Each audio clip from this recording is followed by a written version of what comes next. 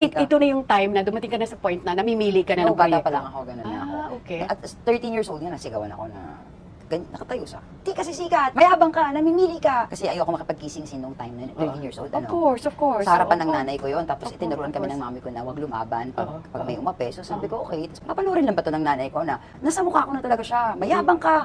Chuchu. Di kasi sikat. Tapos biglang tumayo yung mami ko. Eh di, hindi. Tapos pumex siya sa door. Lumingon pang gano'n. Hindi namin kayo kailangan. Wow. Sabi ko, Artista, producer. pwede palang lumaban pag sobra na. Yes, Doon ko nakita sa mami ko na, okay, hayaan mo lang muna siya tumalak ng 30 minutes kung gusto niya. Pag sumobra na, pag medyo hustisya na yung pwede mo na isigaw, di ba? Pwede na. Na-realize nung time na yun na, okay, mapili ako dahil ayoko yung project, ayoko yung role. Ano kasi prostitute eh. Eh, ang bata ko pa. Tapos, so parang sa akin, ayoko talaga. At hindi rin naman ako pinilit ng mami ko na parang, anak, sige, gawin mo na to. Acting lang. Hindi to acting. So, doon ko realize, okay, choosy ako. Nasigawan na ako once. What is another? Charot.